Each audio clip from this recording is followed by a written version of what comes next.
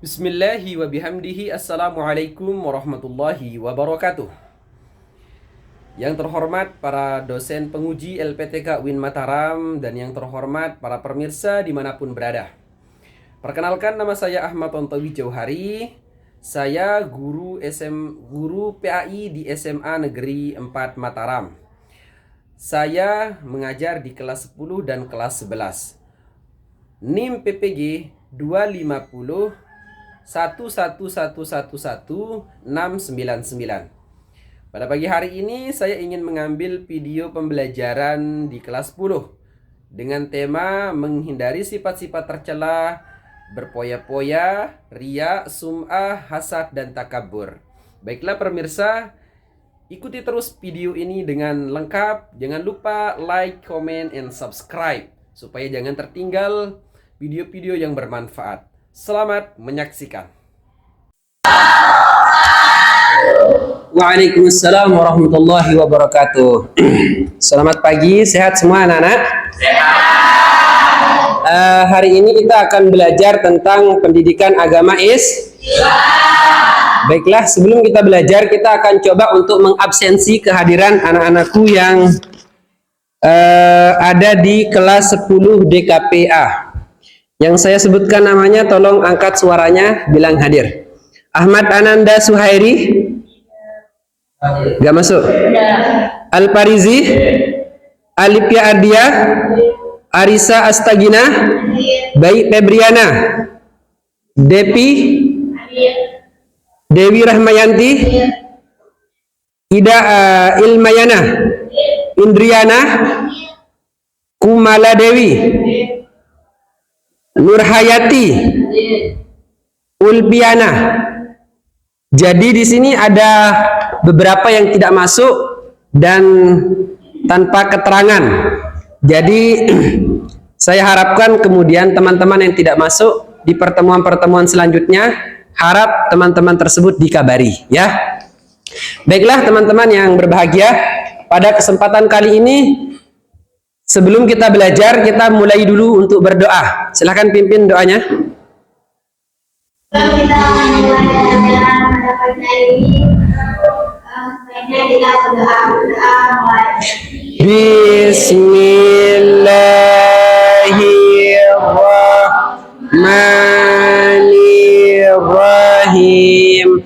Alhamdulillahi rabbil Ar-Rahmanir-Rahim. Maliki yaumiddin. Iyyaka na'budu wa iyyaka nasta'in. Ihdinas siratal mustaqim.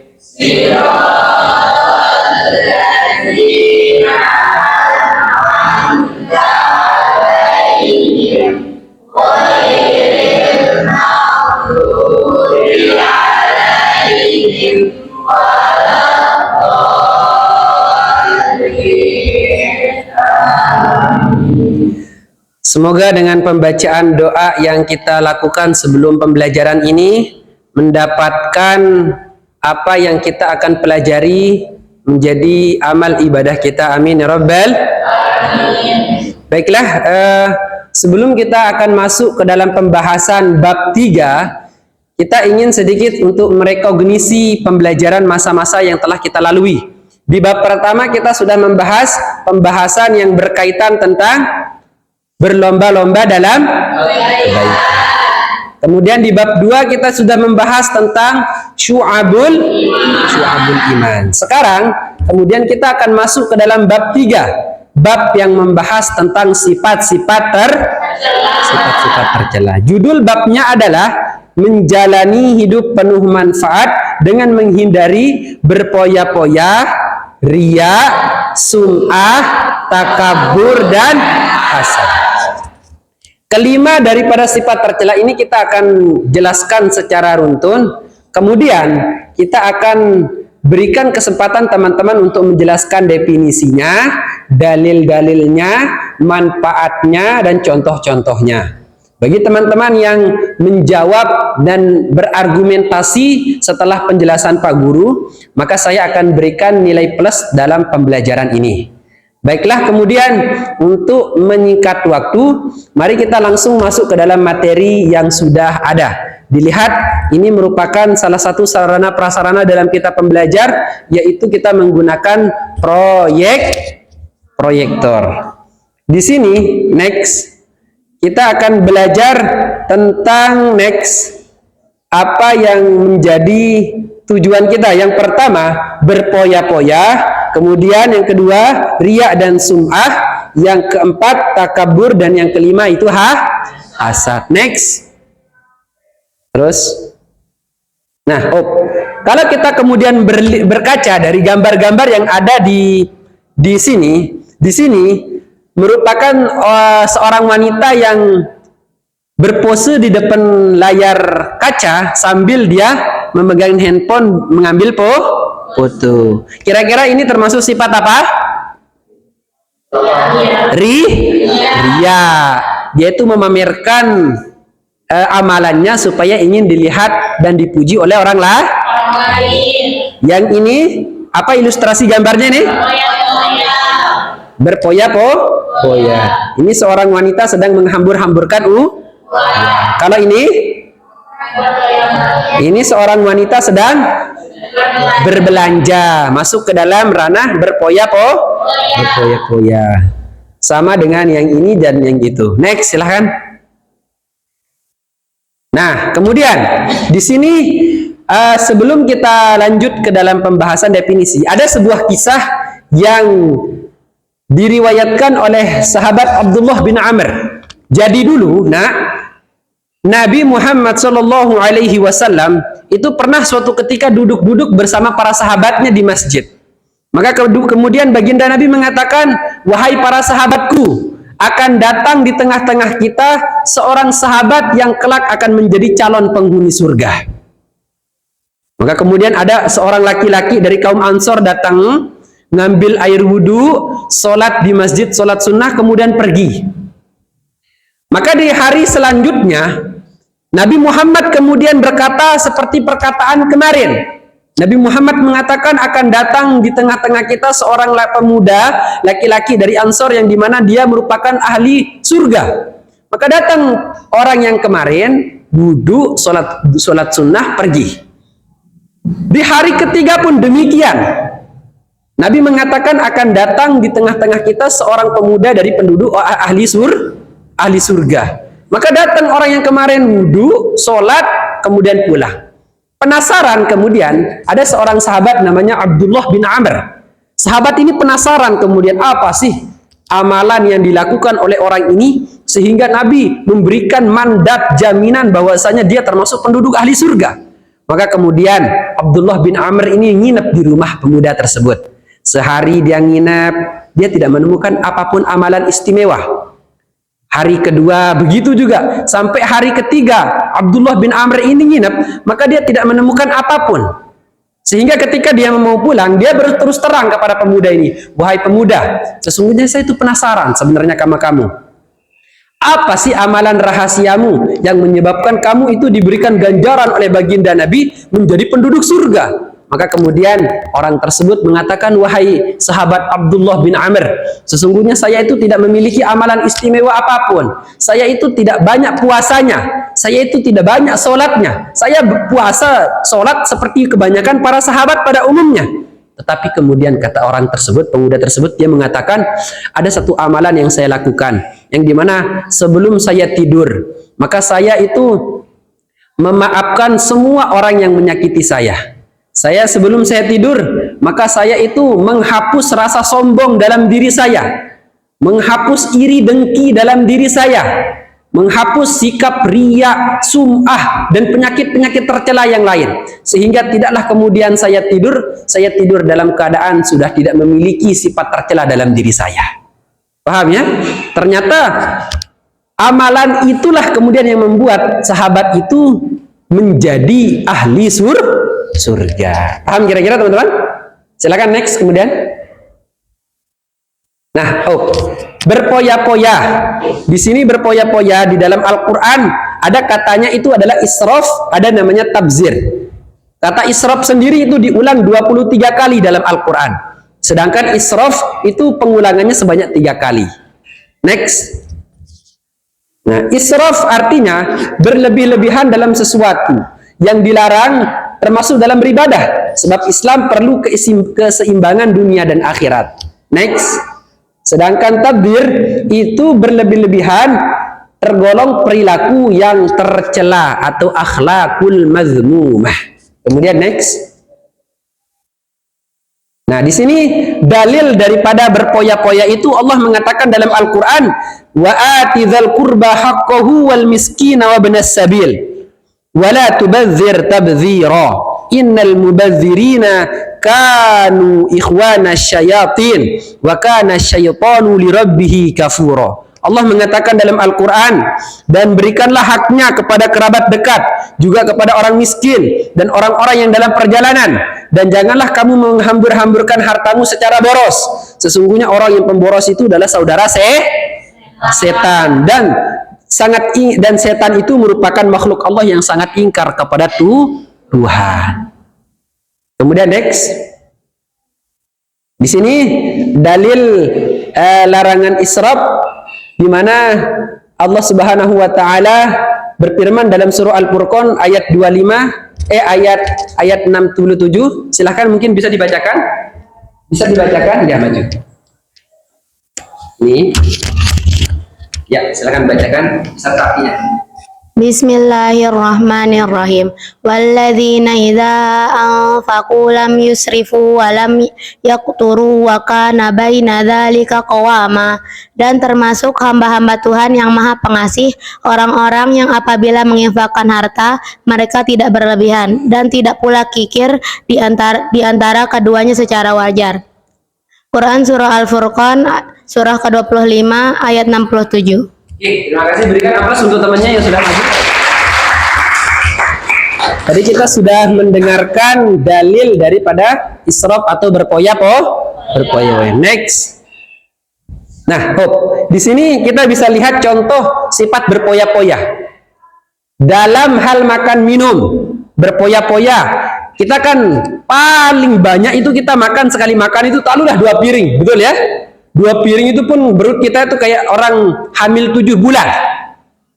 Nah, kemudian ketika kita sudah tahu porsi makan kita sekali itu 1 piring, maka ketika kita membeli 5 piring, nah itu namanya pemborosan. Yang itu artinya berpoya-poya. Paham kira-kira? Kemudian yang kedua, dalam hal bicara, sudah tahu dia minjem HP, tapi nelponnya itu 5 jam. Nah, itu namanya poya-poya dalam menggunakan berbicara. Paham kira-kira? Dalam hal media sosial.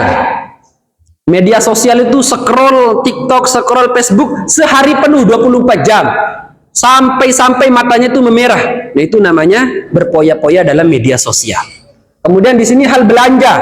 Padahal kebutuhannya itu cuma 250, tapi belanjaannya itu sampai dengan 2.500.000. Maka belanja yang lebih dari kebutuhan itu namanya berpoya-poya. Kemudian dalam hal penampilan anak-anak SMK 5 Mataram kan umumnya seperti ini. Tapi kemudian kalau ada lipstiknya maju 3 meter, bulu matanya itu maju 2 meter. Nah, itu kemudian namanya berpoya-poya dalam segi penampilan. Next.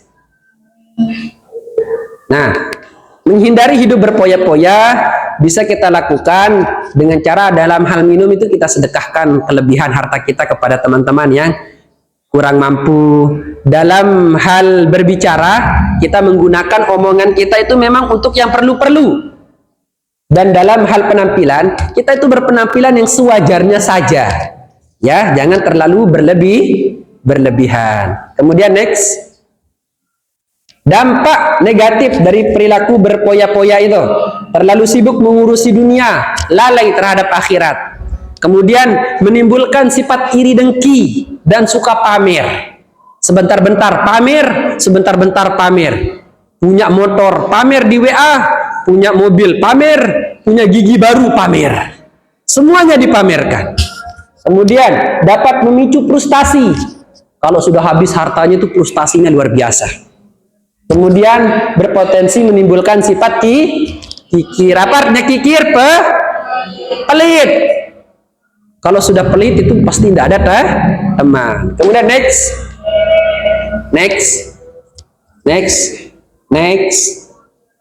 Nah, kemudian yang kedua, kita akan belajar tentang penyakit tercela yang selanjutnya, itu riya dan sum'ah. Riya merupakan amalan yang dilakukan oleh orang. Mereka itu memperlihatkan amalannya supaya dipuji sama orang. Paham ya? Sedangkan sum'ah, dia itu memperdengarkan amalan tersebut, menceritakan amalan itu supaya dipuji sama orang. Tujuannya sama, untuk mendapatkan pujian. Tapi bedanya, kalau riya, dia itu menampakkan, memperlihatkan. Sedangkan kalau sum'ah, dia memperdengarkan atau menceritakan. Paham kira-kira? Kemudian next. Nah, contoh riya dan sum'ah. Kalau ini, dia sedekah sama orang, tapi harus dipoto dulu. Ini namanya perbuatan riya. Yang kedua, dia membantu orang, dia sedekah uang sama orang, tapi harus dipoto dulu. Namanya riya. Dia itu apa namanya? Menampakkan kehebatannya dalam tanda kutip ini, penampilannya. Itu namanya riya. Dia sedekah, ada cewek-cewek sedekah kepada orang tua, yang dimana ketika dia sedekah dia foto dulu. Itu namanya riya. Paham ya? Ini orang lagi sholat, dia foto selfie. Itu namanya riya. Sujud dia. Itu namanya riya. Nah, ini dia cerita ini. Saya loh Pak Haji. Mentang-mentang dia udah naik haji. Saya loh Pak Haji. Ya. Kalau dia bilang Bapak, dia mau dia Pak Haji. Paham ya? Itu namanya sum'ah. Apalagi ketika terlebih kamu sedang berdoa, tapi kamu live video, live TikTok. Nah, itu namanya riya. Paham kira-kira? Next.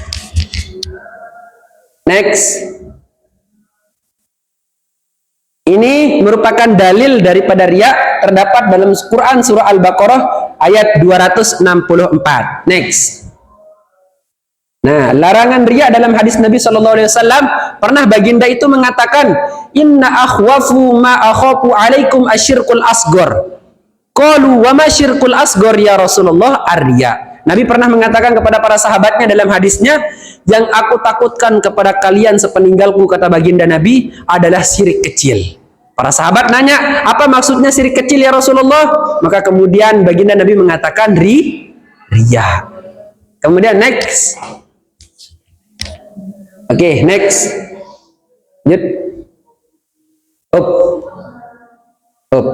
Dampak negatif dari perilaku riya. Yang pertama, muncul rasa tidak puas atas apa yang dikerjakan. Semakin dia ingin tampil, semakin dia tidak puas. Semakin orang riya, semakin dalam dirinya ada ketidakpuasan. Yang kedua, muncul rasa gelisah ketika melakukan amal kebaikan. Dia itu tidak nyaman melakukan kebaikan. Paham? Kemudian selanjutnya, merusak nilai pahala saat ibadah. Ketika kita riya, maka Allah akan hapuskan nilai pahala tersebut. Kemudian mengurangi kepercayaan dan simpati orang lain kepada kita. Lambat laun kalau kita terlalu riya, maka orang lain akan tidak bersimpati kepada kita. Kemudian selanjutnya menyesal, dan yang terakhir menimbulkan sentimen pribadi dari orang lain karena ada perasaan iri dan dengki. Next. Cara kita meluruskan dan menghindari perilaku riya dan sum'ah tersebut, meluruskan niat, menyadari bahwa Allah tersebut adalah Tuhan kita, memohon pertolongan Allah, memperbanyak syukur, mengingat kematian, dan membiasakan hidup dalam pola yang sederhana. Next. Kemudian yang ketiga, kita akan membahas tentang, atau yang keempat kalau kita membahas tentang takabur. Takabur itu artinya sombong, menganggap diri itu paling pintar, menganggap diri itu paling bagus, menganggap diri itu paling keren, dan yang lain itu adalah yang lemah, yang goblok, yang jelek, yang tidak baik gitu loh. Paham ya? Merasa diri paling bagus. Next. Nah, contohnya ketika mendapatkan piala dia membanggakan dirinya. Ketika terhadap anak kecil dia main ngomongnya keras gitu loh. Ketika kumpul dia itu paling sok gitu loh. Ketika terhadap bawahannya dia tekan bawahannya. Ketika mendengarkan pendapat orang lain dia tidak mau mendengarkan. Paham ya? Sombong. Next. Nah, Allah Subhanahu wa taala berfirman di dalam Al-Qur'an surah Al-A'raf ayat 40 dan Al-A'raf ayat 36. Di sini Allah Subhanahu wa taala menerangkan kepada kita bahayanya daripada penyakit tercela yang namanya takabur. Next. Kemudian di sini juga hadis Nabi Muhammad SAW menerangkan tentang sikap takabur tersebut seperti apa? Seperti yang dijelaskan dalam hadis ini. Next. Nah, dampak dari perilaku takabur, yang pertama dibenci sama Allah dan Rasulnya. Yang kedua, dijauhi oleh masyarakat. Yang ketiga, mata hatinya terkunci sehingga susah mendapatkan hidayah. Kemudian selanjutnya mendapatkan siksa besok di hari akhirat dan dimasukkan oleh Allah ke dalam neraka. Next. Nah, dan yang terakhir kita akan membahas tentang hasad. Perilaku tercela yang terakhir namanya hasad. Apa itu hasad? Tidak senang akan nikmat orang lain, atau dia ingin nikmat tersebut hilang dari orang lain. Kata lainnya itu hasad itu adalah iri dengki. Next. Sekedar tidak suka dengan nikmat orang lain, itulah hasad. Sekedar tidak suka dengan nikmat orang lain, itulah hasad. Next. Di sini ada apa namanya dalil-dalil terkait hasad. Next. Nah, di sini kita lihat ciri-ciri orang hasad itu ada 3. Yang pertama, melakukan gibah terhadap orang yang didengkinya. Ada aja yang dikatakan. Ketika ada temannya punya laptop baru, laptopnya dia nyuri. Ketika ada temannya punya jam baru, jam barunya itu dia kredit. Ada aja perkataannya. Kemudian yang kedua, memuji orang yang dihasadi saat berada di hadapannya. Kalau di hadapannya, pelinggih niki mantap. Paham ya? Sido niki Masya Allah. Padahal di belakang dia omongin kejelekannya. Tapi kalau di depan dia itu mengaju-majunya, memuji-mujinya. Itu ciri-ciri orang hasad. Dan yang ketiga, merasa gembira terhadap musibah yang ditimpa. Kalau ada temannya itu kedapatan musibah, maka dia senang, bahagia dia. Itu termasuk ciri-ciri orang yang memiliki penyakit hasad. Kemudian next. 2 hasad yang boleh.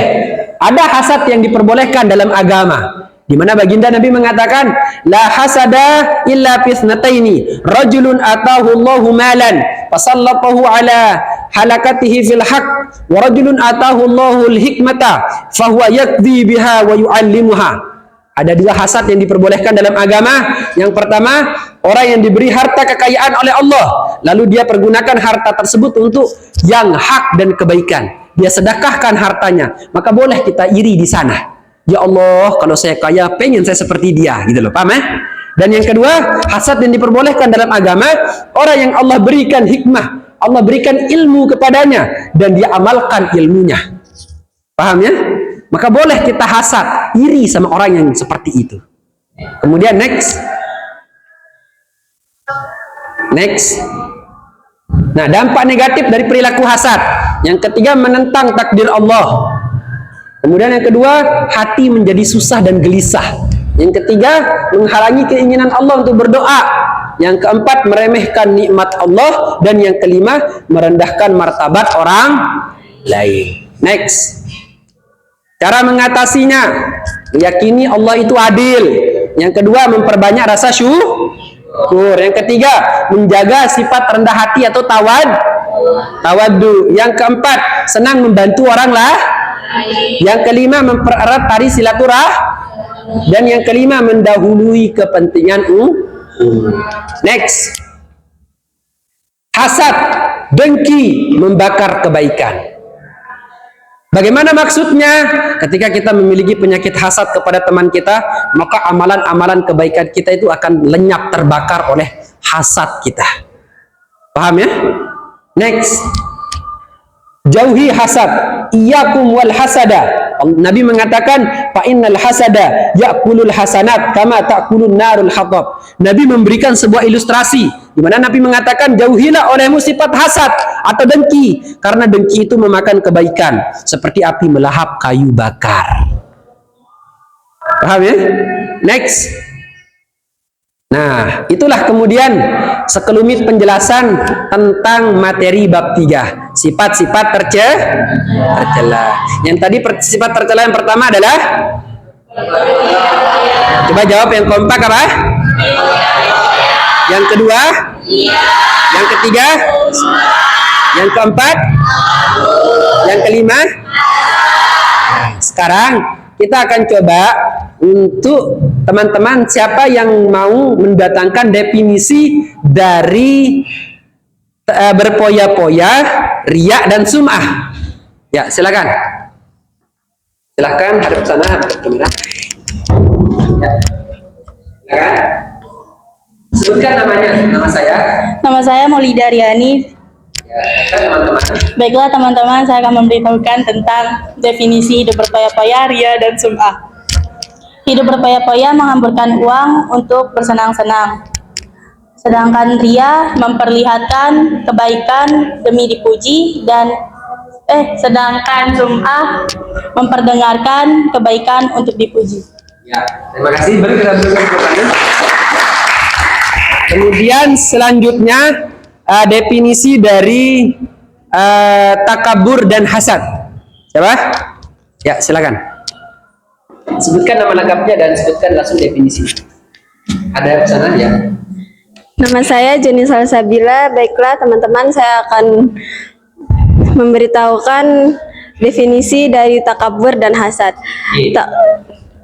Sifat takabur ialah orang yang lebih menyombongkan diri. Yang menyombongkan diri dan menganggap orang lain lebih rendah. Kalau hasad ialah orang yang iri dengki terhadap apa? Sudah? Ya. Oke, terima kasih. Silakan berikan tepuk tangan kepada temannya. Sekarang kita akan dengarkan siapa yang mau memberikan kita penjelasan lagi tentang manfaat atau bagaimana cara kita menghindari. Ya, silakan. Maju ke depan. Ya, ada. Oke, nama lengkapnya dan nama lengkapnya. Perkenalkan, nama saya Indriana Wandira. Baiklah teman-teman, di sini saya akan menjelaskan tentang dampak negatif sifat-sifat tercela yang terdiri dari berfoya-foya, ria, sum'ah, hasad, dan takabur. Dampak pertama yaitu pastinya kita akan mendapatkan dosa besar dari Allah Subhanahu wa taala. Yang kedua, kita pasti dijauh oleh seseorang sehingga kita tidak memiliki teman. Yang ketiga, hidupnya pasti akan sengsara atau tidak bahagia. Oke, sekian, makasih. Terima kasih. Silakan. Dan yang terakhir kita mau dengar contoh. Siapa yang mau mendatangkan contoh-contoh daripada sifat-sifat tercela tersebut? Silakan. Siapa yang mau? Ayo. Siapa? Ya, silakan. Perkenalkan nama lengkapnya siapa? Dan perkenalkan, nama saya Sukardi Hakta. Baiklah teman-teman, saya akan menyampaikan dan menyebutkan contoh-contoh dari sifat-sifat tercela.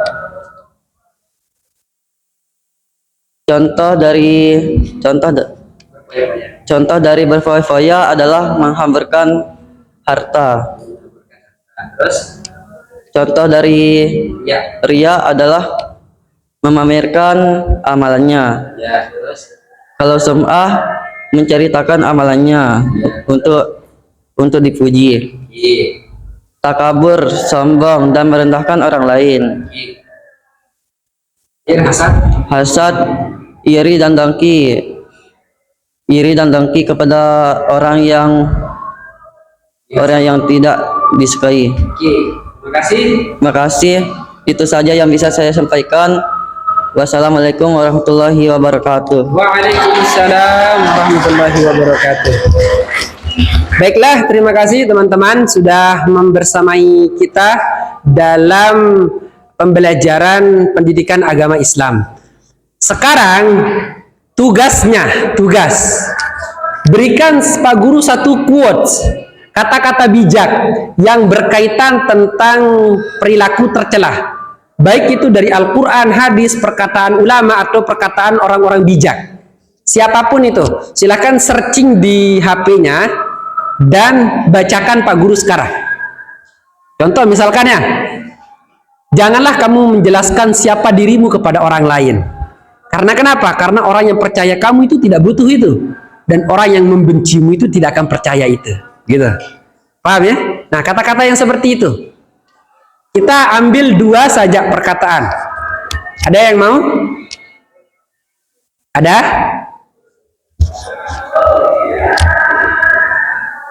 Ada? Oke, kalau memang tidak ada, kita jadiin PR. Quotes itu kita jadiin PR yang akan kita periksa di pertemuan selanjutnya. Baiklah, kalau gitu, agar lebih berkahnya, saya simpulkan dulu sedikit tentang pembelajaran kita pada siang hari ini, supaya apa yang menjadi materi kita itu menjadi sebuah pedoman bekal untuk kita menghindari sifat-sifat tercela. Silakan ikut sama-sama. Tadi pertama kita sudah membahas tentang si pola hidup berpoya-poya. Yang dimana definisi dari berpoya-poya itu adalah menghamburkan harta demi kesenangan. Kemudian yang kedua, tadi kita sudah membahas tentang ria.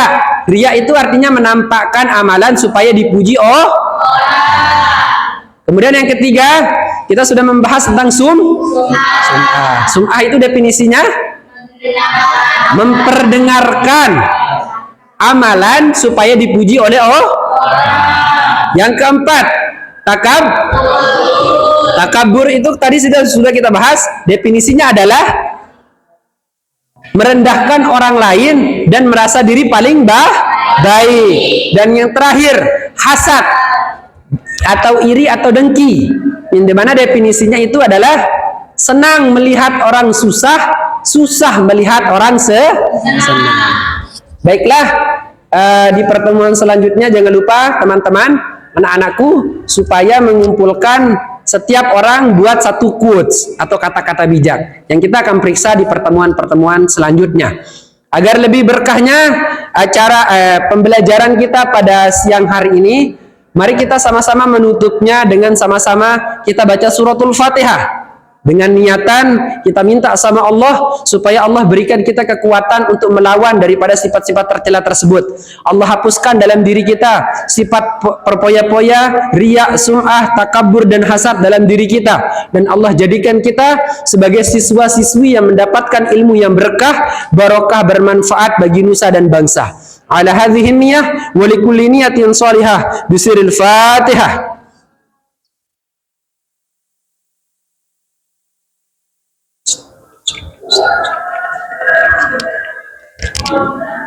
Baiklah, terima kasih atas segala perhatiannya dan saya memohon maaf atas segala kekurangannya.